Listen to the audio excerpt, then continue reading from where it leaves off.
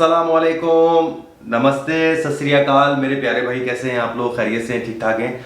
मेरे प्यारे भाई आज मैं 3 टॉपिक पे बात करना चाहूँगा। पहला टॉपिक मेरा है कि वो कौन सी गलतियाँ हैं जो आप ट्रैवल हिस्ट्री बनाते हो, उसमें कौन सी गलतियाँ करते हो तो उससे आपको अवॉइड करना चाहिए, पहली चीज़। दूसरी चीज़ पे मैं ये बात करना चाहूँगा कि वो कौन से ऐसे यूरोपियन कंट्री हैं जो पाकिस्तानी या एशियन कंट्री को फ्रेश पासपोर्ट पे भी सम टाइम वीज़ा दे देते हैं, या जिनकी छोटी मोटी ट्रैवल हिस्ट्री होती है उस पर भी वो इजीली वीज़ा इश्यू कर देते हैं। तीसरी चीज़ मैं प्यारे भाई आपसे बात करना चाहूँगा इस बारे में कि जो इंटरव्यू आप एम्बेसी में देकर आते हो, ठीक है ना, उसकी मैं 1-2 एग्जाम्पल्स दूंगा आपको कि उसमें क्या आप गलतियां करते हो जो आपको अवॉइड करनी चाहिए। तो आए मेरे प्यारे भाई, वीडियो करते हैं शुरू। तो हम लोग क्या करते हैं, इनको टक टक टक टक पहले हम लोग लगवा लिया, मलेशिया लगवा लिया, सिंगापुर लगवा लिया, थाईलैंड लगवा लिया, ये वीज़े लगवाए एकदम, और फिर एकदम हम लोग चले गए यूरोप का वीज़ा अप्लाई करने। उससे हमें क्या नुकसान होता है मेरे प्यारे भाई? उससे हमें नुकसान ये होता है कि जब हम अपनी एप्लीकेशन वहाँ प्रेजेंट करते हैं और वो यूरोपियन जो है या जो एम्बेसडर जो है वो जब हमारा पासपोर्ट देखता है तो वो ये देखता है यार कि ये अभी एकदम इस बंदे को क्या हो गया, इसकी उम्र फॉर एग्जांपल 35 साल है, इस 35 साल की उम्र में ये तो कहीं गया नहीं, एकदम से इसने क्या किया, इसको हॉल उठाई है तो उसकी लॉटरी लग गई। इसी साल के जनवरी में ये मलेशिया, थाईलैंड, बैंकॉक गया और फिर 2 महीने बाद ही आ गया यूरोप का वीजा अप्लाई करने के लिए। हम लोग ये सबसे बड़ी गलती करते हैं मेरे प्यारे भाई। हम लोग जब ट्रैवल हिस्ट्री बनाते हैं तो उसमें अपना दिमाग इस्तेमाल नहीं करते। ट्रैवल हिस्ट्री का मतलब ये हरगिज नहीं है कि पिछले पूरे 35 साल में आपने कहीं दुनिया में कहीं ट्रैवल नहीं किया, एकदम आपने सोचा कि चलो यार यूरोप जाना है और यूरोप जाने के लिए आपने ट्रैवल हिस्ट्री बनाना शुरू की, और ट्रैवल हिस्ट्री में आपने और बेअक्ली वाला काम क्या कर दिया, मलेशिया, थाईलैंड, बैंकॉक का एक चक्कर लगा गया है और दूसरे महीने आपने में टक करके आपने यूरोप के वीजे के लिए अप्लाई कर दिया। वो लोग समझ जाते हैं कि ये हमारे साथ खेल रहा है और इसमें वो हंसते भी हैं। हम लोगों की बेवकूफाना हरकत पे वो लोग हंसते भी होंगे। अच्छा, वैसे अगर देखा जाए तो पूरी दुनिया में अगर आप देखें तो सबसे ज्यादा मास्टरमाइंड ना हम एशियन लोग हैं, चाहे वो हम पाकिस्तानी हो, वो भारतीय हो, वो बांग्लादेशी हो, हम सबसे ज्यादा क्लेवर माइंड है। लेकिन जब बाहर जाने का चक्कर आता है तो हम लोग अपना दिमाग ही इस्तेमाल करना भूल जाते हैं। हम लोग ये बेवकूफों वाली हरकतें शुरू कर देते हैं, उससे क्या होता है, हमारे वीजे रिफ्यूज होते हैं। अब आप ये देख लेना, एक छोटी सी मिस्टेक ही मैं आपको बता रहा हूं कि एक आदमी अपनी पूरी 35 साल की जिंदगी में कहीं भी नहीं गया और वो फिर एकदम उठता है, मलेशिया, थाईलैंड, बैंकॉक मारा उसने, ठीक है, और दूसरे दिन एक मतलब 10 दिन में उसने मलेशिया, थाईलैंड, बैंकॉक मारा और दूसरे महीने उठ गया वो इटली या जर्मनी का वीजा अप्लाई करने के लिए। उनकी समझ में नहीं आती बात। वो बोलते हैं भाई ये हुआ क्या अचानक, इसकी लॉटरी लग गई, जो एक साल में ये 10-10 ट्रिप मार रहा है, ये हुआ क्या इसके साथ। तो ये मिस्टेक्स का हम लोगों को ख्याल रखना चाहिए। अच्छा मेरे प्यारे भाई, अब दूसरी टॉपिक पे मैं आपसे बात करूंगी वो कौन से ऐसे कंट्री हैं जो कि इजीली पाकिस्तान को और इंडिया को, बांग्लादेश को वीज़ा दे देते हैं। उसमें सबसे पहले मैं आपको बताऊं स्पेन, वो बहुत आराम से हम एशियन कंट्री को वीज़ा देता है, सम टाइम वो फ्रेश पासपोर्ट में भी हमको वीज़ा दे देता है। दूसरे नंबर में इटली आता है। इटली जो है आपको पता है वो टूरिस्ट कंट्री है, तो वो उसकी इकोनॉमी भी थोड़ी डाउन है, तो वो ज़्यादा से ज़्यादा जो है वो टूरिस्ट वीज़ा इशू करता है। तीसरे नंबर पे आप देखें नीदरलैंड। पिछले साल अगर मैं आपको बताऊं कि 2018-19 का अगर आप ग्राफ देखें तो नीदरलैंड ने सबसे ज्यादा पाकिस्तानियों को वीजे इशू किए, भारतीयों को भी, इंडियंस को भी सबसे ज्यादा नीदरलैंड ने वीजे इशू किए। अच्छा आपको एक और मजे की बात बताऊं कि लिथुआनिया एक कंट्री है जो पाकिस्तान में जर्मनी एम्बेसी इसको डील करती है, ठीक है, उसका यहाँ कॉन्सुलेट नहीं है पाकिस्तान में, तो उसको डील करते हैं ये जर्मन एम्बेसी वाले। लेकिन वो अमला सारा जर्मनी का, जो जर्मन जो अमला है ना, सारे एम्बेसडर्स वही इसको डील करते हैं जिस तरह वो जर्मनी को डील करते हैं। तो इसका भी रेशियो काफी अच्छा है, क्योंकि हम ज्यादातर लोग जो है ना वो स्पेन की तरफ भागते हैं, इटली की तरफ भागते हैं और नीदरलैंड की तरफ भागते हैं, क्योंकि ये कंट्री वीजा देते हैं। तो जो कंट्री में लोग अप्लाई नहीं करते हैं इनके चांसेस फिर बढ़ जाते हैं वहां वीजा अप्लाई करने के लिए। आप में से मेरे वो प्यारे भाई जो अपनी माँ बहनों का जेवर बेच के और अपनी प्रॉपर्टी बेच के एजेंटों के चक्करों में पड़ रहे हैं कि यार हम किसी तरीके से बाहर चले जाएं, तो मेरे भाई मैं आप लोगों के आगे हाथ जोड़ता हूं, ये डिंकी लगाना, ठीक है, ये एजेंटों के चक्कर में पड़ना, इसमें सिर्फ आपका वक्त जाया होगा और आपके पैसे बर्बाद होंगे, ये आपके कोई काम नहीं आ सकते। और रही बात डिंकी की, तो मैं आपको एक बात बताऊं कि जब मैं बरतानिया में था, जब मैं इंग्लैंड में था, लंदन में, तो मैं एक रेस्टोरेंट में वहाँ नौकरी करता था, तो वेटरी की। तो वहाँ पे एक बंदा तंदूर लगाता था, उसका नाम था नजीबुल्ला।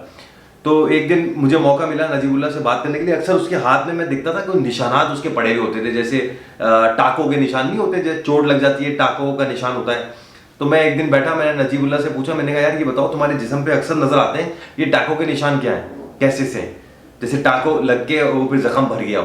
कहने लगा यार मुर्जा मैं ना जब मैं इंग्लैंड आया हूँ, ये यूरोप में लंदन आया हूँ, तो मैं ये ढिंकी लगा कर आया।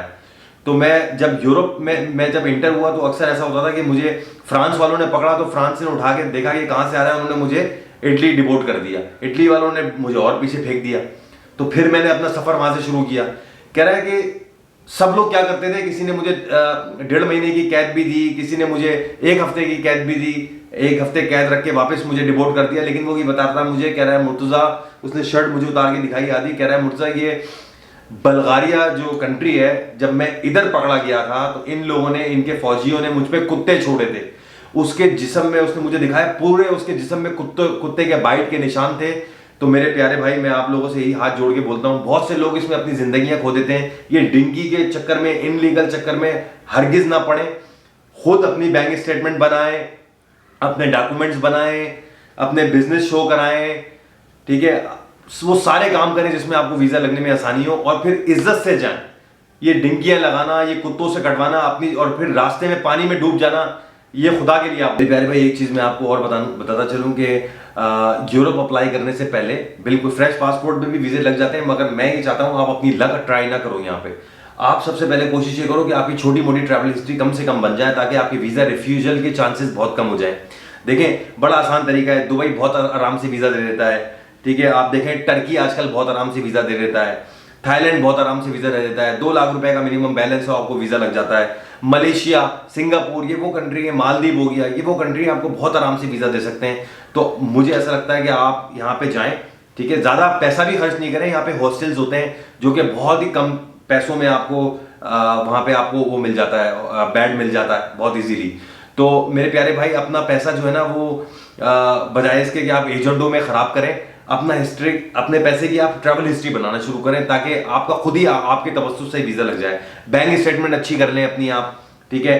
अच्छा, और वीजा लगने में सबसे अच्छी चीज ये होती है कि आप अपना कवरिंग लेटर बहुत अच्छा लगाएं, ठीक है, ताकि आप उसमें उस कवरिंग लेटर में हर चीज उनको एक्सप्लेन करें कि ये वजह है। अब मैं वो जो देखें, वो अगर मैं बातें रिपीट करूं ना कि वो क्या क्या चीजें हैं जो एम्बेसी ने मांगी हैं, तो वो तो सारी एम्बेसडर्स ने अपनी वेबसाइट पे भी लगाई हुई है कि मुझे फोटोग्राफ इतना चाहिए। मैं आपको ट्रिक्स बताना चाहता हूं और टिप्स बताना चाहता हूं, इसीलिए मैं वो पूरा पेपर आपको पढ़ के नहीं सुना रहा, ठीक है। अच्छा, एक चीज और बताऊं, जब भी आप वीजा अप्लाई करें, अगर आप मैरिड है तो आप क्या करें, अपनी वाइफ के साथ अप्लाई करें वीजा, ठीक है। ये आपके लिए प्लस पॉइंट है, अगर आप मैरिड है तो आपकी वीजा लगने के चांसेस ज्यादा है। अच्छा, एक चीज और करें, जब आप भाभी के साथ, वाइफ के साथ वीजा अप्लाई करेंगे तो आप अपने बच्चों को, अगर आपके बच्चे थोड़े से बड़े हैं तो आप उनको ये शो कराएं कि वो बच्चे पाकिस्तान में रहेंगे। वो रहेंगे किसके पास, वो आपके पेरेंट्स के पास रहेंगे। आप का एक पाकिस्तान में फैमिली ट्री है, जॉइंट सिस्टम, आप जॉइंट सिस्टम में यहाँ रहते हैं, आपके पेरेंट्स आपके साथ रहते हैं और वो आपके बच्चों की लुक आफ्टर भी करते हैं जब आप लोग ऑफिस में होते हैं। तो ये चीजें दिखाएं, ये चीजें आपकी फैमिली टाइज को बहुत स्ट्रांग कर देंगी। ये चीजें ये बताती हैं कि आपका पाकिस्तान में कितना अच्छा स्ट्रांग फैमिली टाइज है, और आपका वीजा लगने में भी आसानी ये होगी कि जब वो ये देखेंगे यार ये 2 अपने बच्चे हैं, ठीक है, उनको कैसे पता लगेगा कि आपके बच्चे हैं, क्योंकि आपको एम्बेसी में एक FRC जमा कराना पड़ता है, एक नादरा का एक सर्टिफिकेट होता है जिसमें लिखा होता है पूरा फैमिली के बारे में आपके, कि आपके इतने बच्चे हैं, एक बेगम है, और आपका पूरा उसमें डिटेल होती है, वो भी जमा कराना पड़ता है आपको। तो जब आप वो जमा कराएंगे तो एम्बेसडर को खुद ही सामने आ जाएगा कि यार ये अपने बच्चे छोड़कर जा रहा है और डेफिनेटली ये बंदा वापस आएगा। तो यूरोप का वीजा लगने का एक गोल्डन टिप ये भी है कि आप अपने बच्चों को, अगर 2 बच्चे आपके हैं तो आप दोनों को मत अप्लाई कराएं। आप कवरिंग लेटर में लिखें कि सर मैं अपने दोनों बच्चों को अपने पेरेंट्स के पास छोड़ के जा रहा हूं, मैं और मेरी वाइफ जो है वो ट्रैवल कर रही है यूरोप के लिए, हम लोग कोई 8 दिन 10 दिन के लिए जाना चाह रहे हैं अपना अच्छा टाइम स्पेंड करने के लिए, और हम लोग वापस आके अपने बच्चों को ज्वाइन करेंगे। हम अपने बच्चे छोड़ के इसीलिए जा रहे हैं ताकि आपको यकीन दिला सकें कि हम लोग वापस आएंगे। आप यकीन करें, आपका वीजा नहीं लगाना ये बात में 100% आपका वीजा लगेगा, आप मेरा गिरबान पकड़ लीजिएगा 100%। ये चीजें शो करती हैं कि आपके पाकिस्तान में कितने अच्छे फैमिली टाइज हैं, ठीक है। इससे बढ़ के कोई ये बात आप यकीन करें, मेरे जितने दोस्तों ने ये मैंने उनको बताया उनका 100% वीजा लगा है, फ्रेश पासपोर्ट पे भी उन लोगों के वीजे लगे हैं, सिर्फ ये चीज दिखाने में, सिर्फ स्ट्रॉन्ग फैमिली टाइज दिखाने में, ठीक है। तो एक तो ये बात हो गई। अच्छा, दूसरी मैं एक बात आपको बता रहा था कि मेरा एक बहुत अच्छा दोस्त है, तो उसने अभी कुछ दिनों पहले अमेरिका के अमेरिका के वीज़े के लिए अप्लाई किया था, तो उसका वीज़ा रिफ्यूज़ हो गया। तो वो मेरे पास आया, क्या लगा यार मुर्तज़ा मेरी एक बात समझ में नहीं आ रही, मुझसे एम्बेसडर ने 2 सवाल किए और मेरा वीज़ा रिफ्यूज़ कर दिया। तो मैंने उससे पूछा, मैंने कहा अच्छा तो बताओ क्या सवाल थे वो। तो उसने बोला कि यार पहला सवाल उन लोगों ने मुझसे ये किया कि आप करते क्या हो। तो मैंने उनको अपना जॉब लेटर दिखाया कि सर मेरा ये जॉब है, ये मेरा कार्ड है, मैं एक कंपनी में कोई 20 साल से मुंसलिक हूँ। और फिर मैंने पूछा अच्छा दूसरा सवाल क्या पूछा, कह रहा है दूसरा सवाल मुझसे ये पूछा कि ये बताएं कि आपने अपना फॉर्म जो है वो खुद भरा है। तो मैंने कहा तुमने क्या बोला, कह रहा यार नहीं मैंने फॉर्म तो किसी और से भरवाया था। मैंने उनको ये बात बोली कि मैंने फॉर्म खुद भरा है। तो मैंने कहा यही वजह हुई है भाई तुम्हारा वीज़ा रिफ्यूज़ होने की, क्योंकि जब आप अमेरिका के वीज़े के लिए अप्लाई करते हो ना, तो जिस लैपटॉप से आप वो एप्लीकेशन फिल आउट करते हो उसका आईपी एड्रेस उनके एड्रेस से कॉन्फ्लिक्ट करता है। उनको साफ पता लग जाता है कि ये जो आईपी एड्रेस आ रही है इससे कितनी एप्लीकेशंस आप लोगों ने भरी हैं। तो वो उधर ही समझ जाते हैं कि झूठ बोल रहा है, और वो साफ ये बात बोलते हैं कि भाई आप हमसे छुपाओ कुछ नहीं, अगर ये आपकी एप्लीकेशन किसी और ने भी भरी है तो आप हमें बताओ। उसमें इन्होंने अपने वीज़ा फॉर्म में भी एक चीज़ लिखी हुई है कि अगर आपने अपना फॉर्म खुद भरा है या किसी और से भरवाया। तो अगर आपने किसी और से भरवाया तो आप बता दो उनको कि भाई मैंने किसी और से भरवाया है, और खुद भरा है तो आप बताओ उनको खुद भरा है, लेकिन झूठ मत बोलो उनसे। इसीलिए मेरे दोस्त का वीज़ा रिफ्यूज़ हुआ था, क्योंकि उसने फॉर्म भरवाया था किसी और से, ठीक है, जिस एजेंट से उसने फॉर्म भरवाया था, और तो उसके लैपटॉप से कोई पता नहीं कितने हजारों एंट्रियां आ रही होंगी, उनकी आईपी से कॉन्फ्लिक्ट कर रही होंगी। वो समझ गए झूठा आदमी है। तो ये एक बहुत बड़ी वजह है वीज़ा रिफ्यूज़ होने की। अच्छा एक चीज़ मैं आप लोगों को और बताऊं मेरे प्यारे भाई, अगर आप लोगों का वीज़ा रिफ्यूज़ हो जाता है किसी तरीके से तो बिल्कुल दुनिया ख़त्म नहीं हो गई। डिसाइड मत हो उसमें कि यार मेरा रिफ्यूज़ हो गया, ये बिल्कुल मत करें। आप ये सोच लें अगर आप रिफ्यूज़ होते हैं कि यार फॉर एग्जाम्पल पाकिस्तान में अगर 20 करोड़ की आवाम है, ठीक है, अगर 20 करोड़ की आवाम ने 20 करोड़ एप्लीकेशन दे दी और 20 करोड़ की 20 करोड़ सही हुए, तो जाहिर है वो सबको वीज़ा नहीं देंगे, ठीक है। फर्स्ट टाइम पे इनकी प्रायोरिटी होती है कि ज्यादातर बहुत जो स्ट्रॉन्ग केसेस हों उसको वीज़ा दें, वरना ही ज्यादातर वीज़े रिफ्यूज़ करते हैं, ठीक है। अब आप क्या करते हो, अगर खुदा ना खास्ता आप लोग रिफ्यूज़ हो जाते हो ना, आप एक काम करो, वो रिफ्यूजल लेटर पे अपने पॉइंट्स बना के देते हैं, जैसे कि वो ये बताएंगे कि यार तुमने अपने पाकिस्तान के साथ स्ट्रॉन्ग टाइज नहीं दिखाए, ठीक है, तुमने बैंक बैलेंस में अच्छा अमाउंट नहीं दिखाया, तुमने अपनी नौकरी तुम सही दिखा नहीं पाए, तुम अपनी तनख्वाह मुझे सही दिखा नहीं पाए। तो जो उन्होंने 4-5 पॉइंट्स आपको दिए ना, आप उस पॉइंट्स को रिवर्स करके यानी कि सही करके 2 महीने 3 महीने बाद दोबारा वीज़ा अप्लाई कर दो, आपका वीज़ा 100% लगेगा मेरे भाई। सबसे अच्छी चीज़ ये है कि जब वो रिफ्यूज़ल बनाते हैं, रिफ्यूज़ल में जो वो पॉइंट आपको देते हैं, अगर वो पॉइंट आप रिजॉल्व करके दोबारा 2-4 महीने बाद सर्कमस्टेंसेस चेंज करके अपनी एप्लीकेशन आप दोबारा लॉन्च करते हो, आप वीज़ा अप्लाई करते हो, आपका वीज़ा लग जाता है। वो 5 पॉइंट आप जो उन्होंने आपको लिख के दिए हैं, अगर आप उनको रिजॉल्व कर दो, आपका वीज़ा आराम से लग जाता है। तो वीज़ा रिफ्यूज़ होने के बाद इतना ज़्यादा डिसहार्ट नहीं हो मेरे प्यारे भाई, समझ रहे हो। ये उन्होंने आपको रिफ्यूज का मतलब ये समझ लो, उन्होंने आपको चांस दिया है कि ये 5 पॉइंट आपने ठीक नहीं दिखाए, ये 5 पॉइंट ठीक दिखा दो और हमसे वीज़ा ले लो।